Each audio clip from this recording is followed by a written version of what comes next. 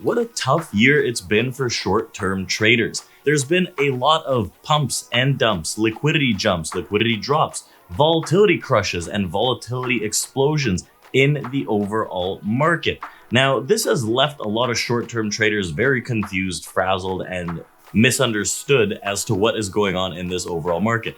Just in the months of June, July, and a bit of August, we saw the S&P rally 20% off of a low in what we would consider a bear market. In this video, we're going to be talking about how you should go about trading the market after Labor Day. So right now, the summer is pretty much over. We've seen a lot of that summer price action that really whipped everyone around with what we would consider lower volume. And now we're coming into Labor Day, and after Labor Day, we are going to see something different. So why don't we jump ahead right into this video and explain what has been going on and how you could actively or short-term trade this market after Labor Day in a better way than what we've seen in the summer.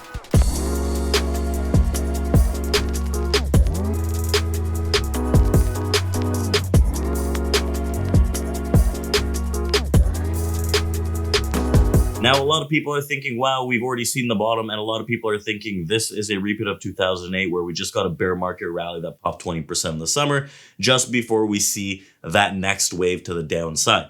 So realistically, we still have the Fed that is quantitative tightening very aggressively. And what they're doing is actually letting the treasuries on their balance sheet mature rather than selling them off, which is cutting off the supply to the market, right? Money supply in the market is going down based on these maturities of treasuries. They're also hiking rates at a fairly alarming speed. And one of the biggest things is in the summer, towards the end of the summer, last few days of August, we saw the Jackson Hole Symposium, which touches on not only the economy, but monetary policy and how the Fed sees the path forward, which is fighting inflation. That is the main headline. How to fight inflation, quantitative tightening, and hike those rates.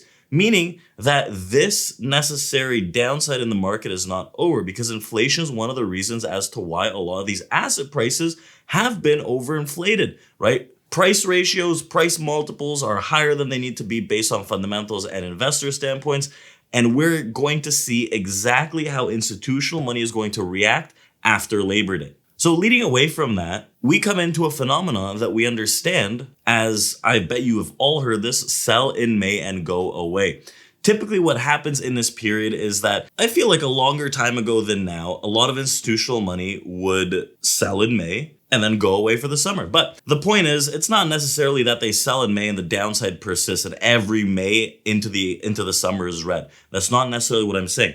What I'm saying is that institutional money, institutional investors, traders alike, all that big money, all that smart money goes on vacation into the summer, meaning that the volatility, the volume, and liquidity all drop as you edge into June, July, and the most of August. So what happens in that scenario is there is a lot of market movement on weak volume, meaning that the moves are generally seen as head fakes, which leads to what we call a choppy market, which on short term is very difficult to trade because there's side-to-side oscillations for the most part without too much directionality. The directionality might come day in and day out, right after the day ends, or right at the end of the day, or right at the beginning of the day, only to leave short-term traders waiting for some kind of trend just to trend sideways throughout the majority of the period. A lot of the moves actually happen in the overnight session as well. This lull and chop and lower volume, lower liquidity, lower volatility is exactly what had happened between July and August. We saw that rally in the S&P 500, which rallied about 20%.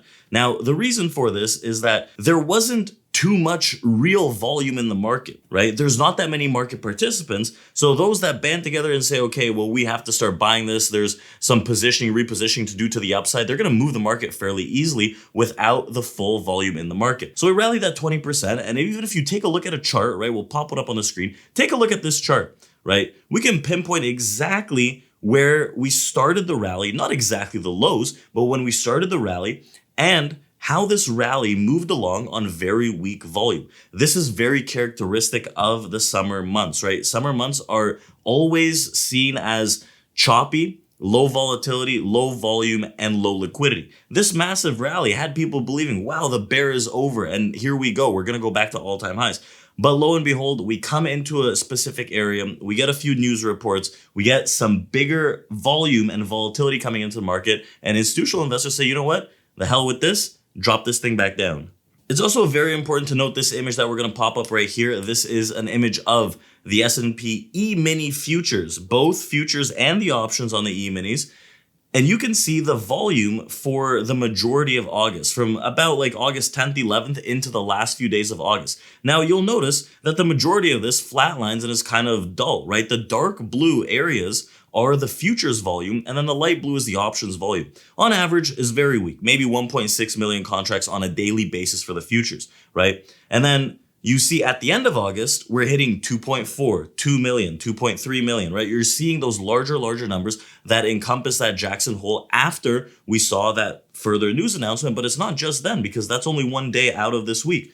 After that, we continue to see heavier volume, which is what we should expect leading into Labor Day and after Labor Day for months to come. And I'll show you exactly why. We want to take a look at this chart right here from Tasty Trade, and this is the volatility month by month on a seasonal basis, right? You can see that the volatility in the market drops off heavily in May, right? When institutional traders are expected to go on their vacation, and just volume in general drops off in the market, making it a lot easier to get these extended moves on lower volume, which are necessarily head fakes to the overall movement in the market, right? And a lot of them are followed by intraday choppiness. You take a look at any intraday chart, for the most part in the month of August, it has been a choppier range. Now look, June, July, lower volatility. August starts to pick up a bit. I believe halfway through August, you start to see that pickup. But then September, October, right?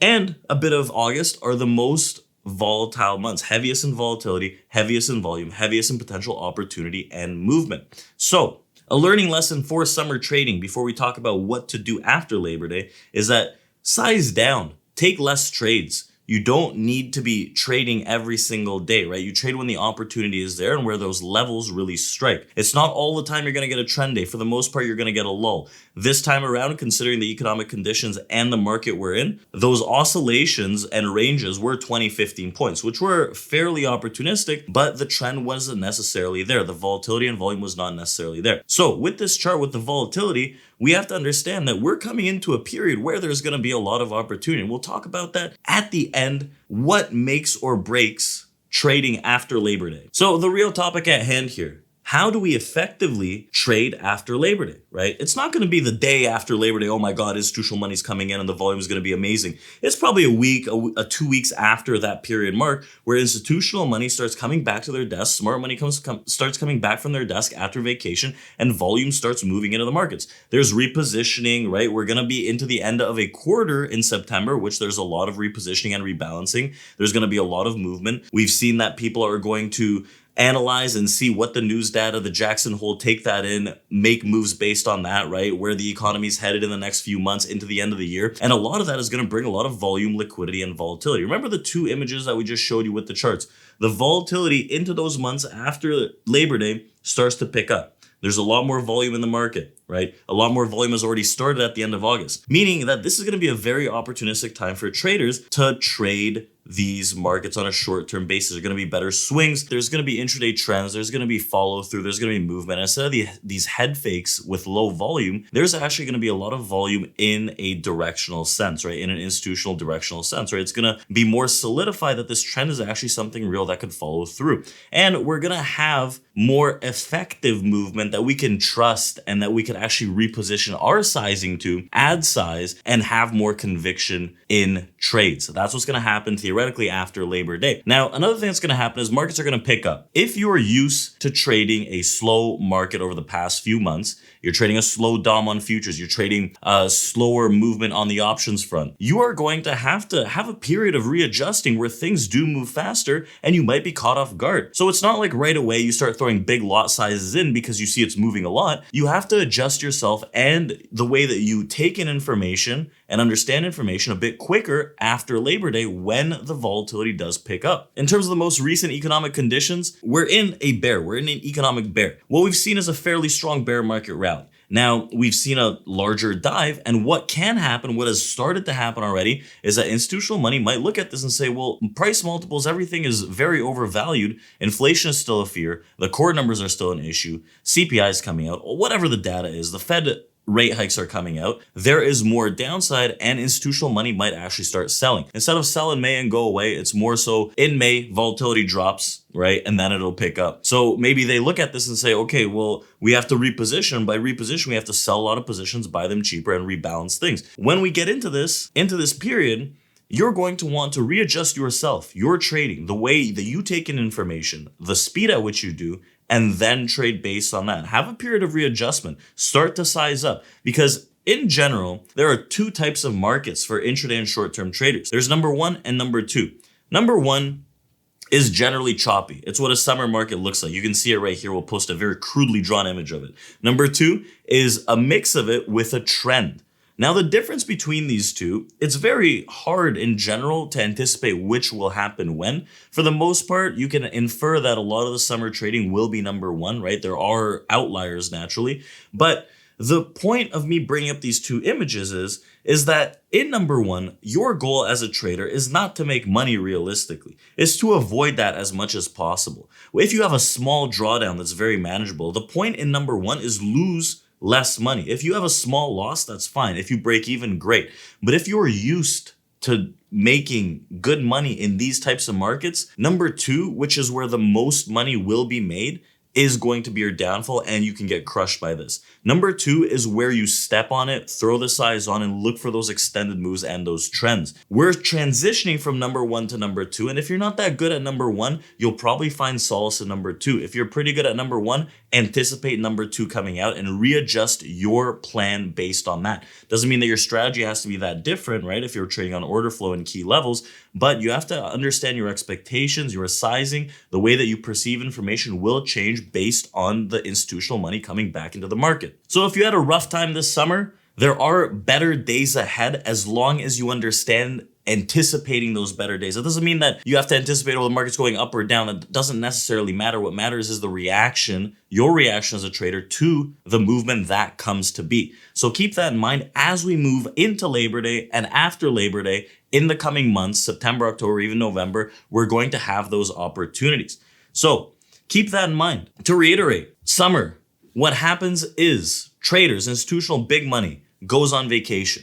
Volatility, volume, liquidity, everything drops off. We pick that up generally a week or two after Labor Day, it starts picking up. We've shown you the charts as well, the historical volume, the volatility. So you got to keep that in mind. Get prepared for this. Identify your plan as you had it in the summer as a short-term trader and see what kind of adjustments based on this video that you can make as a trader after Labor Day. The opportunity is going to come into the last half of the year, or last quarter of the year, I should say, and you guys should be prepared for that. So I hope you guys really enjoyed this video. Jot those notes down, drop a comment down below. How are you going to change your trading after Labor Day versus what you were doing in the summer? And I want you guys to smash that like button, hit that subscribe button, and ring that little bell to notify you when we drop videos like these. I also want to welcome you all to our masterclass on our website. If you want to learn how to trade futures and options, or one or the other, we have two masterclass on our website, totally free. Go check those out, where we talk order flow, different market conditions, summer, non-summer, bears, bulls, all that stuff wrapped into one, where you can use specific strategies to trade any market at any time. So we'll see you there and in our next video. Thank you and take care.